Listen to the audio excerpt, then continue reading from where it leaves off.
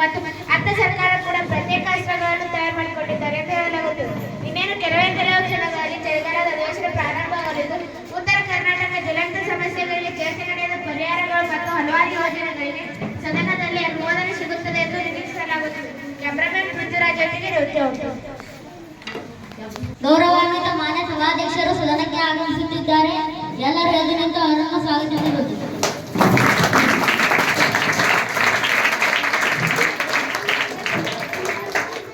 ಸಭೆಗೆ ಆಗಮಿಸಿದ ಪ್ರತಿಪಕ್ಷದ ನಾಯಕರಿಗೂ ಹಾಗೂ ಆಡಳಿತ ಪಕ್ಷದ ಸದಸ್ಯರಿಗೂ ನನ್ನ ನಮಸ್ಕಾರಗಳು. ಈಗ ಒಂದೇ ಮಾತೃ ಗೀತೆ.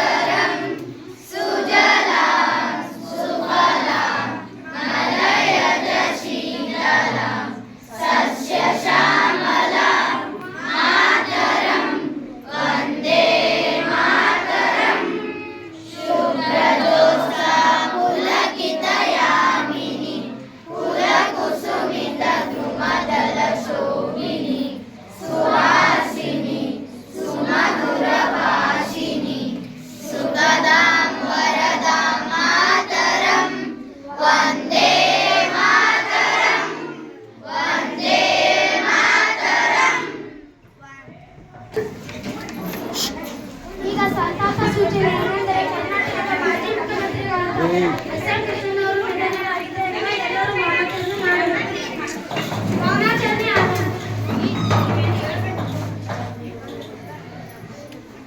ಮೌನಾಚರಣೆ ಮುಕ್ತಾಯ.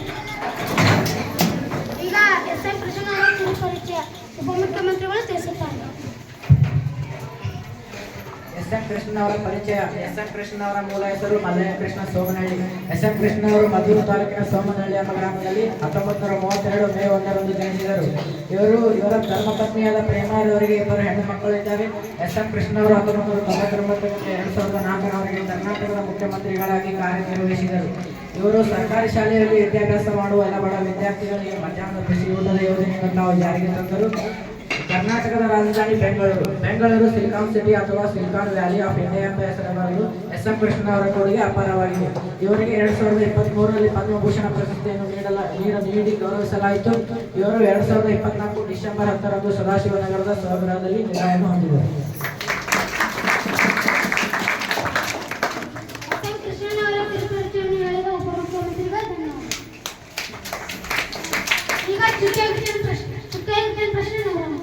ನನ್ನ ಚುಕ್ಕೆ ಗುರುವಿನ ಪ್ರಶ್ನೆ ಗೌರವಾನ್ವಿತ ಶಿಕ್ಷಣ ಮಂತ್ರಿಗಳಿಗೆ. ನೀವು ಈಗಾಗಲೇ ಸರ್ಕಾರಿ ಶಾಲೆ ಹಾಗೂ ಅನುದಾನಿತ ಶಾಲೆಯ ಮಕ್ಕಳಿಗೆ ಬಿಸಿಯೂಟವಾಗಿ ಕ್ಷೀರವಾಗಿ ಅಷ್ಟೇ ಯಾಕೆ ಅಜಿಂ ಪ್ರೇಮ್ಜಿಯವರ ಫೌಂಡೇಶನ್ ವತಿಯಿಂದ ಶೇಂಗಾ ಚಟ್ನಿ, ಬಾಳೆಹಣ್ಣು ಮತ್ತು ಮೊಟ್ಟೆಯನ್ನು ಸಹ ಕೊಡುತ್ತಿದ್ದೀರಿ. ಬಹಳ ಸಂತೋಷ. ಆದರೆ ಸರ್ಕಾರಿ ಶಾಲೆಯ ಮಕ್ಕಳು ಬಡಮಕ್ಕಳರಾಗಿರುತ್ತಾರೆ. ಅವರು ಬೆಳಗ್ಗೆ ಶಾಲೆಗೆ ಬರುವಾಗ ಊಟ ಮಾಡಿ ಬಂದಿರುವುದಿಲ್ಲ. ವಿಶೇಷವೇನೆಂದರೆ ಈಗಾಗಲೇ ತಮಿಳುನಾಡಿನಲ್ಲಿ ಶಾಲೆಗೆ ಬೆಳಗ್ಗೆ ಬಂದ ತಕ್ಷಣ ಉಪಹಾರದ ವ್ಯವಸ್ಥೆ, ಶಾಲೆ ಬಿಟ್ಟು ಹೋಗುವಾಗ ಬಿಸ್ಕಿಟ್ ವ್ಯವಸ್ಥೆ ಜಾರಿಯಲ್ಲಿ. ನೀವು ಕೂಡ ಈ ವ್ಯವಸ್ಥೆಯನ್ನು ನಮ್ಮ ರಾಜ್ಯದಲ್ಲಿ ಜಾರಿಗೆ ತರಲೇಬೇಕು. ಈ ವ್ಯವಸ್ಥೆಯನ್ನು ಜಾರಿಗೆ ತರಲೇಬೇಕು. ಈ ವ್ಯವಸ್ಥೆಯನ್ನು ಜಾರಿಗೆ ತರಲೇಬೇಕು. ಪ್ರತಿಪಕ್ಷ ನಾಯಕರಿಗೂ ಒಳ್ಳೆ ಪ್ರಶ್ನೆಯನ್ನು ಕೇಳಿದ್ದೀರಿ. ಸಂತೋಷ.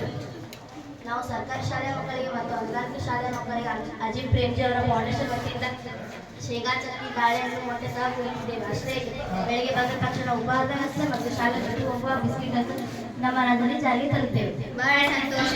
ಇದರ ಜೊತೆಗೆ ಸರ್ಕಾರಿ ಶಾಲೆ ಹಾಗೂ ಅನುದಾನಿತ ಶಾಲೆಯ 8ನೇ ತರಗತಿಯ ಮಕ್ಕಳಿಗೆ ಉಚಿತವಾಗಿ ಸೈಕಲ್ ವಿತರಣೆ ಮಾಡುವುದನ್ನು ನಿಲ್ಲಿಸಿದ್ದೀರಿ. ಅದು ಬೇರೆ ಬೇರೆ ಹಳ್ಳಿಗಳಿಂದ ಬರುವ ಮಕ್ಕಳಿಗೆ ತುಂಬಾ ತೊಂದರೆಯಾಗುತ್ತಿದೆ. ನೀವು ಈ ಕೂಡಲೇ ನಮ್ಮ ರಾಜ್ಯದಲ್ಲಿ ಸರ್ಕಾರಿ ಶಾಲೆ ಹಾಗೂ ಅನುದಾನಿತ ಶಾಲೆಯ 8ನೇ ತರಗತಿಯ ಮಕ್ಕಳಿಗೆ ಉಚಿತವಾಗಿ ಸೈಕಲ್ ವಿತರಣೆಯನ್ನು ಮಾಡಲೇಬೇಕು. ಉಚಿತವಾಗಿ ಸೈಕಲ್ ವಿತರಣೆಯನ್ನು ಮಾಡಲೇಬೇಕು. ಉಚಿತವಾಗಿ ಸೈಕಲ್ ವಿತರಣೆಯನ್ನು ಮಾಡಲೇಬೇಕು. ನಾವು 8ನೇ ತರಗತಿಯ ಮಕ್ಕಳಿಗೆ ಸೈಕಲ್ ವಿತರಣೆ ಮೊದಲು ಮಾಡಿದ್ದೇವೆ. ಕೊರೋನಾ ಸೋಂಕು ಬಂದ ಕಾರಣ ನಾವು ಉಚಿತವಾಗಿ ಸೈಕಲ್ ವಿತರಣೆ ಮಾಡುವುದನ್ನು ನಿಲ್ಲಿಸಿದ್ದೇವೆ. ಕೊರೋನಾ ಸೋಂಕು ಬಂದಾಗ 4 ವರ್ಷ ಕಳೆಯಿತಲ್ಲ. ನೀವು ಹೇಳಿದಂತೆ ಈ 4 ವರ್ಷಗಳಲ್ಲಿ ಕೊರೋನಾ ಸೋಂಕು ಬಂದ ಕಾರಣ ಪ್ರತಿಯೊಬ್ಬರಿಗೂ ವ್ಯಾಕ್ಸಿನೇಷನ್ ಹಾಕಿಸಬೇಕಾಗಿದೆ. ಈ ಕೂಡಲೇ ಸೈಕಲ್ ವಿತರಣೆ ಮಾಡುವುದು ನಮ್ಮ ರಾಜ್ಯದಲ್ಲಿ ಜಾರಿಯಾಗಿದೆ.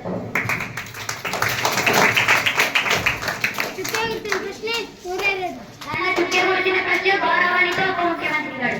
ಈಗಾಗಲೇ ಆಲ್ಮಟ್ಟಿ ಜಲಾಶಯ 519 ಮೀಟರ್ ಇದೆ. ಇದನ್ನು 574 ಮೀಟರ್ಗೆ ಹೆಚ್ಚಿಸಿದರೆ ಸುಮಾರು ಲಕ್ಷಾಂತರ ರೈತರಿಗೆ ಸಹಾಯವಾಗುತ್ತದೆ. ವಿಜಯಪುರ, ಬಾಗಲಕೋಟೆ ಮತ್ತು ರಾಯಚೂರು ಜಿಲ್ಲೆಗಳ ಹಳ್ಳಿಗಳಿಗೂ ಕುಡಿಯ ನೀರು ದೊರೆಯುತ್ತದೆ. ಆದ್ದರಿಂದ ಆಲ್ಮಟ್ಟಿ ಜಲಾಶಯ ಎತ್ತರವನ್ನು ಹೆಚ್ಚಿಸಲೇಬೇಕು. ಎತ್ತರವನ್ನು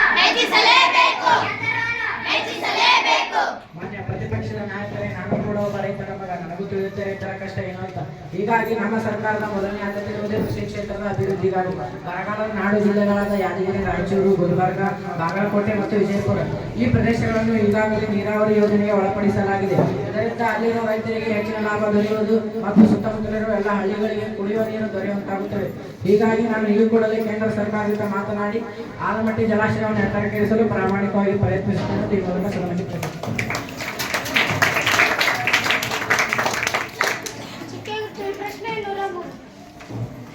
ನನ್ನ ಜೊತೆ ಕುರಿತ ಪ್ರಶ್ನೆ ಗೌರವಾನ್ವಿತ ಆರೋಗ್ಯ ಸಚಿವರಿಗೆ.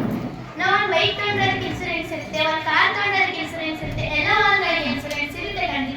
ಅಷ್ಟೇ ಏಕೆ 2 ಕರುಗಳು ಮತ್ತು 1 ಮೇಕೆ ಕೂಡ ಇನ್ಸೂರೆನ್ಸ್ ಇದೆ. ನಮ್ಮ ಮನೆಯಲ್ಲಿ ಅಷ್ಟೇ ಏಕೆ ನಮ್ಮ ಭಾರತದಲ್ಲಿ ಎಲ್ಲ ಪ್ರಾಣಿಗಳಿಗೂ ಇನ್ಸೂರೆನ್ಸ್ ಇದೆ. ಹೌದು, ಇದು ನಮಗೆ ತಿಳಿದ ವಿಚಾರ. ನಮ್ಮ ಸರ್ಕಾರವೇ ಪ್ರಾಣಿಗಳಿಗಾಗಿ ಇನ್ಸೂರೆನ್ಸ್ ಯೋಜನೆ ಜಾರಿ ತಂದಿದೆ. ಬಹಳ ಸಂತೋಷ. ಆದರೆ ನೀವು ಸರ್ಕಾರಿ ಶಾಲೆಯಲ್ಲಿ ಮತ್ತು ಅನುದಾನಿತ ಶಾಲೆಯಲ್ಲಿ ಓದುತ್ತಿರುವ ಬಡ ಮಕ್ಕಳಿಗಾಗಿ ಇನ್ಸೂರೆನ್ಸ್ ಯೋಜನೆಯನ್ನು ಜಾರಿಗೆ ತರಲೇ ಇಲ್ಲ. ಮೊದಲನೆಯದ ಸಭೆಯಲ್ಲಿ ಈ ಮನವೊಲಿಕೆ ಅಷ್ಟೇ ಏಕೆ ನಮ್ಮ ಸಭೆಯ ಸಭಾಧ್ಯಕ್ಷರ ಮುಂದೆಯೇ ಈ ವಿಚಾರದ ಬಗ್ಗೆ ಚರ್ಚೆ ನಡೆಸಿತು. ಆದರೆ ನೀವು ಈ ವಿಚಾರದ ಬಗ್ಗೆ ಯಾವುದೇ ಕ್ರಮವನ್ನು ಕೈಗೊಳ್ಳಲೇ ಇಲ್ಲ. ನಿಜ, 6 ತಿಂಗಳ ಹಿಂದೆ ನಡೆದ ಸಭೆಯಲ್ಲಿ ಇನ್ಸೂರೆನ್ಸ್ ಯೋಜನೆಯನ್ನು ಜಾರಿಗೆ ತರಲು ಮುಖ್ಯಮಂತ್ರಿಯ ಕಚೇರಿಗೆ ಹೋಗಿದ್ದೆ. ಆದರೆ ತಾಂತ್ರಿಕ ಸಮಸ್ಯೆಗಳಿಂದ ಈ ಯೋಜನೆ ಜಾರಿಗೆ ತರಲಿಕ್ಕೆ ಆಗಲಿಲ್ಲ. ಈ ಮುಂದಿನ ದಿನಮಾನಗಳಲ್ಲಿ ಈ ಯೋಜನೆಯನ್ನು ಜಾರಿಗೆ ತರುತ್ತೇವೆ. ಆಗಿರಬಹುದು. ಒಂದು ವೇಳೆ ಆ ಶಾಲೆಯಲ್ಲಿ ಓದುತ್ತಿರುವ ಬಡ ಮಕ್ಕಳು ರಸ್ತೆ ದಾಟುವ ಸಂದರ್ಭದಲ್ಲಿ ಆ ಮಕ್ಕಳಿಗೆ ರಸ್ತೆ ಅಪಘಾತವಾದರೆ ಆ ಮಕ್ಕಳಿಗೆ ತೀವ್ರವಾಗಿ ಅನಾರೋಗ್ಯ ಉಂಟಾಗಬಹುದು. ಆ ಸಂದರ್ಭದಲ್ಲಿ ಆ ಬಡ ಮಕ್ಕಳ ನೇರವಾಗಿ ಸರ್ಕಾರಿ ಆಸ್ಪತ್ರೆಗೆ ಕರೆದೊಯ್ಯುತ್ತಾರೆ. ಆ ಸರ್ಕಾರಿ ಆಸ್ಪತ್ರೆಯಲ್ಲಿ ಆ ಚಿಕಿತ್ಸೆಗೆ ಬೇಕಾದ ಉಪಕರಣಗಳು ಇಲ್ಲದಿರುವ ಕಾರಣ ಆ ಸರ್ಕಾರಿ ಆಸ್ಪತ್ರೆಯ ವೈದ್ಯರು ನೇರವಾಗಿ ಖಾಸಗಿ ಆಸ್ಪತ್ರೆಗೆ ಕಳಿಸುತ್ತಾರೆ. ಖಾಸಗಿ ಆಸ್ಪತ್ರೆ ಅಂದರೆ ಹಣವನ್ನು ಕಂತಿನಂತೆ ತೆಗೆದುಕೊಂಡು ಹೋಗಬೇಕಾದ ಪರಿಸ್ಥಿತಿ ಇದೆ. ಅದು ನಿಮಗೆ ತಿಳಿದ ವಿಚಾರವೇ? ಹೌದು. ಮತ್ತು ಆ ಖಾಸಗಿ ಆಸ್ಪತ್ರೆಯಲ್ಲಿ ಯಾವುದೇ ಉಚಿತ ತಪಾಸಣೆ ಇರುವುದಿಲ್ಲ. ಆ ಸಂದರ್ಭದಲ್ಲಿ ಆ ಬಡ ಕುಟುಂಬ ಏನು ಮಾಡಬೇಕು? ಅದಕ್ಕಾಗಿಯೇ ನೀವು ಆ ಬಡ ಕುಟುಂಬಕ್ಕೆ ಇನ್ಸೂರೆನ್ಸ್ and ಜೀವ ವಿಮೆ ಅಂದರೆ ಇನ್ಸೂರೆನ್ಸ್ ಯೋಜನೆಯನ್ನು ಜಾರಿಗೆ ತರಲೇಬೇಕು. ಸರ್ಕಾರಿ ಶಾಲೆಯಲ್ಲಿ ಅನುದಾನಿತ ಶಾಲೆಯಲ್ಲಿ ಓದುತ್ತಿರುವ ಬಡ ಮಕ್ಕಳಿಗಾಗಿ ಇನ್ಸೂರೆನ್ಸ್ ಯೋಜನೆಯನ್ನು ಜಾರಿಗೆ ತರಲೇಬೇಕು. ಮತ್ತು ಒಂದು ವೇಳೆ ಆ ಮಕ್ಕಳು ರಸ್ತೆ ದಾಟುವ ಸಂದರ್ಭದಲ್ಲಿ ಆ ಮಕ್ಕಳಿಗೆ ರಸ್ತೆ ಅಪಘಾತವಾಗಿ ತೀರಿಕೊಂಡರೆ ಆ ಬಡ ಕುಟುಂಬಕ್ಕೆ 5 ಲಕ್ಷ ಅಥವಾ 10 ಲಕ್ಷ ಧನ ಸಹಾಯ ಮಾಡಲೇಬೇಕು. ಪ್ರತಿಪಕ್ಷ ನಾಯಕರಿಗೆ ಒಳ್ಳೆ ಪ್ರಶ್ನೆ ಕೇಳಿದರೆ ಸಂತೋಷ. ನಮ್ಮ ಸರ್ಕಾರ ಇರುವುದೇ ಬಡವರ ಕಲ್ಯಾಣಕ್ಕಾಗಿ. ನಾನು ಈ ಕೂಡಲೇ ಮುಖ್ಯಮಂತ್ರಿಯ ಜೊತೆ ಮಾತನಾಡಿ ಭಾರತಕ್ಕೆ ಪ್ರಪ್ರಥಮವಾಗಿ ಸರ್ಕಾರಿ ಶಾಲೆಯಲ್ಲಿ ಓದುತ್ತಿರುವ ಮಕ್ಕಳಿಗೆ ಹಾಗೂ ಅನುದಾನಿತ ಶಾಲೆಯಲ್ಲಿ ಓದುತ್ತಿರುವ ಮಕ್ಕಳಿಗೆ ಇನ್ಸೂರೆನ್ಸ್ ಯೋಜನೆಯನ್ನು ಜಾರಿ ತರುತ್ತೇವೆ. ಹಾಗೂ ಮಕ್ಕಳು ರಸ್ತೆ ದಾಟುವಾಗ ಅಪಘಾತವಾದರೆ ಆ ಮಕ್ಕಳ ತಂದೆ ತಾಯಿಯವರಿಗೆ 5 ರಿಂದ 10 ಲಕ್ಷ ಧನ ಸಹಾಯ ವ್ಯವಸ್ಥೆ ಮಾಡುತ್ತೇವೆ.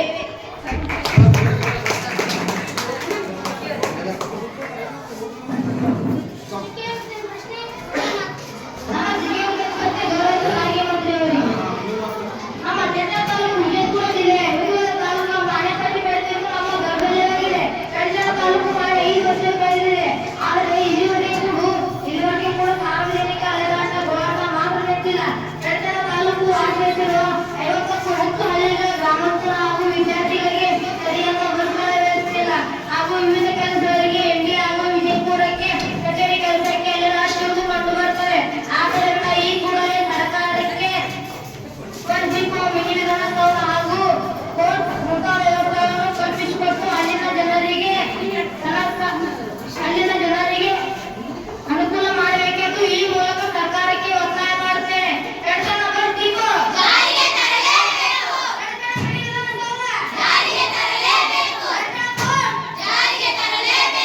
ಪ್ರತಿಪಕ್ಷದ ನಾಯಕರೇ, ನಮ್ಮ ಸರ್ಕಾರ ಯಾವಾಗಲೂ ಅಭಿವೃದ್ಧಿ ಕಡೆ ಇರುವ ಸರ್ಕಾರ. ಬಡವರ ಕಲ್ಯಾಣ, ಅಲ್ಪಸಂಖ್ಯಾತರ ರಕ್ಷಣೆ ಹಾಗೂ ಸಮಾಜ ಒಳಿತಾಗಿ ಶ್ರಮಿಸುವ ಜನಪರ ಇರುವ ಸರ್ಕಾರ.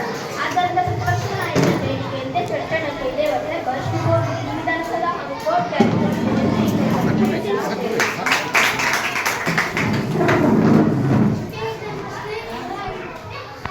ಗುರುತಿನ ಪ್ರಶ್ನೆ ಗೌರವಾನ್ವಿತ ಶಿಕ್ಷಣ ಮಂತ್ರಿಯವರಿಗೆ.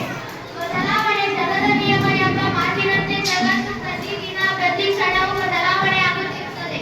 ಆದರೆ ಬೇಸರದ ವಿಷಯವೇನೆಂದರೆ ನಮ್ಮ ಶಿಕ್ಷಣ ಪದ್ಧತಿ ಮಾತ್ರ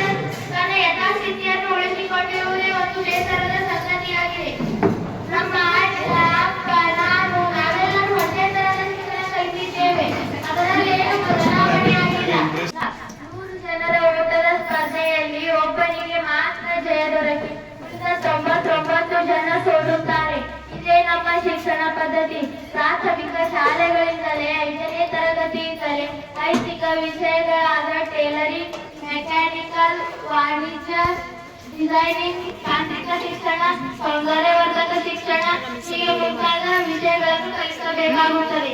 ಇದರಿಂದ ತೀವ್ರಗತಿಯಲ್ಲಿ ಬದಲಾಗುತ್ತಿರುವ ಸಮಾಜದೊಂದಿಗೆ ಸ್ಪರ್ಧಿಸಿ ಜೀವನ ಕಟ್ಟಿಕೊಳ್ಳಲು ಉತ್ತೇಜನ ನೀಡುತ್ತದೆ. ಸರ್ಕಾರ ಬೇಗನೆ ಸಾಂಪ್ರದಾಯಿಕ ಶಿಕ್ಷಣ ವ್ಯವಸ್ಥೆಯನ್ನು ಆಯ್ಕೆ ಮಾಡಿ ಅಮೆರಿಕ, ಇಂಗ್ಲೆಂಡ್ನಂತೆ ನಮ್ಮ ವಿದ್ಯಾರ್ಥಿಗಳು ಶಾಲೆಯಲ್ಲಿ ಕಲಿಯುತ್ತಾ ಅವರು ಆದಾಯವನ್ನು ಗಳಿಸುವಂತಾಗಬೇಕು. ಹಾಗೂ ಬಾಲ್ಯದಿಂದಲೇ ವಿವಿಧ ಕೆಲಸಗಳ ಕೌಶಲ್ಯ, ವೈಜ್ಞಾನಿಕ ಮನೋಭಾವ, ವೈಜ್ಞಾನಿಕ ದೃಷ್ಟಿಕೋನ ಹೀಗೆ ಮುಂತಾದ ಮೌಲ್ಯಗಳನ್ನು ತಮ್ಮ ಜೀವನದಲ್ಲಿ ಅಳವಡಿಸಿಕೊಂಡು ಉತ್ತಮವಾದ ಆದರ್ಶ ಜೀವನ ನಡೆಸುವಂತಾಗಬೇಕು. ನಮ್ಮ ಸರ್ಕಾರ ಈ ಯೋಜನೆಯನ್ನು ಜಾರಿಗೆ ತರಲೇಬೇಕು. ಈ ಯೋಜನೆಯನ್ನು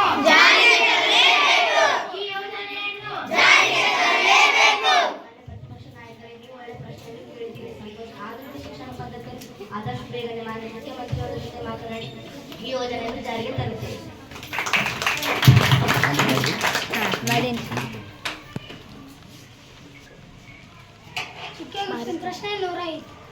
ನನ್ನ ಚುಕ್ಕೆ ಗುರುತಿನ ಪ್ರಶ್ನೆ ಗೌರವಾನ್ವಿತ ಮುಖ್ಯಮಂತ್ರಿಗಳು, ನೀವು ಈಗಾಗಲೇ ನಮ್ಮ ಮುಂದೆ ಪಂಚ ಸೌಲಭ್ಯಗಳನ್ನು ಇರಿಸಿದ್ದೀರಿ, ಬಹಳ ಸಂತೋಷ.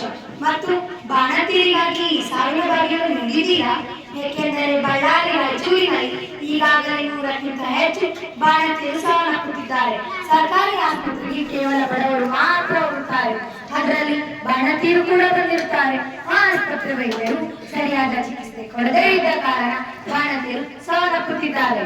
ಹೌದು, ನಾವು ಬಡವರಿಗಾಗಿ ನಮ್ಮ ಎಲ್ಲ ತಾಲೂಕುಗಳಲ್ಲಿ ಸರ್ಕಾರಿ ಆಸ್ಪತ್ರೆಗಳನ್ನು ಇದ್ದೇವೆ. ಹೌದು, ನೀವು ತರ್ತಿದ್ದೀರಿ, ನಾನು ಇನ್ನೂ ಹಾಕುತ್ತಿಲ್ಲ. ಆದರೆ ನೀವು ಬಾಣತಿಯರ ಸಾವನ್ನಷ್ಟೇ ಅಲ್ಲ, ಅವರ ಹೊಟ್ಟೆಯಲ್ಲಿರುವ ಕಂದವನನ್ನು ಕೂಡ ಸಹಿಸುತ್ತಿದ್ದೀರಾ. ಇದಕ್ಕೆಲ್ಲ ಕಾರಣ ಈ ಸರ್ಕಾರವನ್ನು ನಿಂದೆ ಮಾಡುತ್ತಿದೆ. ಸರ್ಕಾರ ಈ ಕೂಡಲೇ ತಪ್ಪಿತಸ್ಥ ವೈದ್ಯರಿಗೆ ಸೂಕ್ತ ಶಿಕ್ಷೆಯನ್ನು ಪ್ರಕಟಿಸಬೇಕು ಹಾಗೂ ಸಾವಿಗೀಡಾದ ಕುಟುಂಬಕ್ಕೆ ಪರಿಹಾರವನ್ನು ಕೈಗೊಳ್ಳಲೇಬೇಕು. ಮಾನ್ಯ ವಿರೋಧ ಪಕ್ಷದ ನಾಯಕರನ್ನು ಸದನಕ್ಕೆ ಒಳ್ಳೆಯ ವಿಷಯವನ್ನು ತಿಳಿಸಿದ್ದೀರಿ. ನಮ್ಮ ಸರ್ಕಾರ ಬಡವರ ಅಭಿವೃದ್ಧಿಗಾಗಿಯೇ ಇದೆ. ಅವು ನಮ್ಮ ಸರ್ಕಾರಿ ಆಸ್ಪತ್ರೆಗಳು ಬಡವರ ಕಲ್ಯಾಣಕ್ಕಾಗಿ ಶ್ರಮಿಸುತ್ತಿವೆ. ಹಾಗಾದರೂ ಕೂಡ ಅಲ್ಲಿ ಈ ದುರಂತ ಸಂಭವಿಸಿದ್ದು ಬಹಳ ನೋವಾಗಿದೆ. ನಾನು ಈ ಕೂಡಲೇ ತಪ್ಪಿತಸ್ಥ ವೈದ್ಯರಿಗೆ ಸೂಕ್ತ ಶಿಕ್ಷೆ ಹಾಗೂ ಬಾಣತಿಯರ ಕುಟುಂಬಗಳಿಗೆ ಪರಿಹಾರವನ್ನು ನೀಡುತ್ತೇನೆಂದು ಈ ಮೂಲಕ ಸದನಕ್ಕೆ ತಿಳಿಸುತ್ತೇನೆ.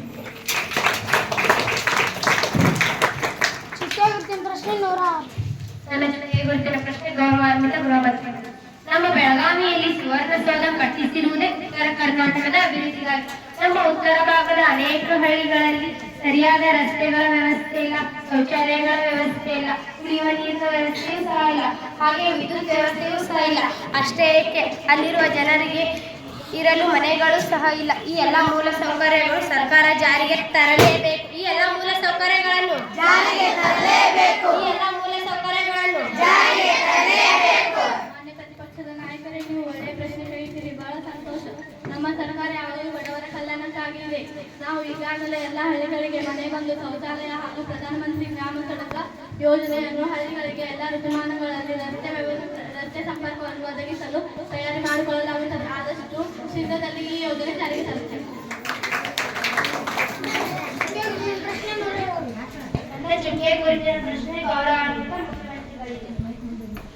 ವಿಜಯಪುರ ಜಿಲ್ಲೆಯಿಂದ ಲಕ್ಷಾಂತರ ಭಕ್ತರು ಆರಾಧ್ಯ ದೇವರಾದ ಪಂಢರಪುರ ವಿಠಲನ ದರ್ಶನಕ್ಕೆ ಹೋಗುತ್ತಾರೆ. ಆದರೆ ಅವರಿಗೆ ಸರಿಯಾದ ಬಸ್ಸಿನ ವ್ಯವಸ್ಥೆ ಇಲ್ಲ. ಆದ್ದರಿಂದ ತಾವು ವಿಜಯಪುರ, ಸ್ಥಳಗಿ, ಚಡ್ಚಲ್, ಕುಂಜರ್ಗಿ ಮಾರ್ಗವಾಗಿ ಪಂಢರಪುರಕ್ಕೆ ರೈಲಿನ ಸಂಚಾರ ವ್ಯವಸ್ಥೆ ಕಲ್ಪಿಸಿಕೊಟ್ಟರೆ ತಮಗೆ ಪುಣ್ಯ ಬರುತ್ತದೆ. ಬೇಗನೆ ಭಕ್ತರ ಕೋರಿಕೆಯಂತೆ ರೈಲಿನ ಸಂಚಾರ ವ್ಯವಸ್ಥೆಯನ್ನು ಆರಂಭಿಸಲೇಬೇಕು. ಪಂಢರಪುರಕ್ಕೆ ರೈಲಿನ ಸಂಚಾರ ವ್ಯವಸ್ಥೆಯನ್ನು ನಾನು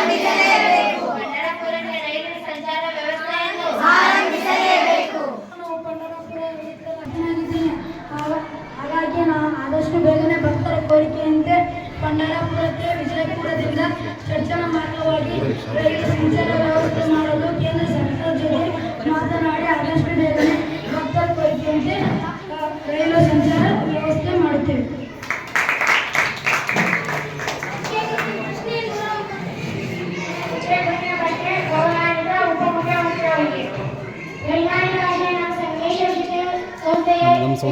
ಸಾವಿರಾರು ವಿದ್ಯಾರ್ಥಿಗಳ ಆಶೀರ್ವಾದದ ಮೂಲಕ ಶಿಕ್ಷಣ ಕ್ರಾಂತಿ ನಡೆಯುತ್ತಿದೆ.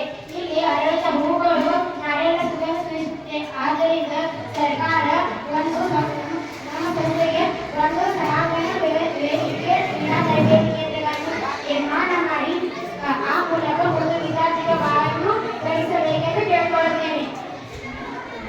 ನಡೆದಾಡುವ ದೇವರು ಶ್ರೀ ಸಿದ್ದೇಶ್ವರ ಸ್ವಾಮಿಗಳು ವಿದ್ಯಾಭ್ಯಾಸ ಮಾಡಿ ಹೋದ ಶಾಲೆ ಇದು. ನಾನು ಈ ಕೂಡಲೇ ಶ್ರೀ ಸಂಗಮೇಶ್ವರ ಶಿಕ್ಷಣ ಸಂಸ್ಥೆಯ ಬೇಡಿಕೆಗಳನ್ನು ಈಡೇರಿಸುತ್ತೇನೆ.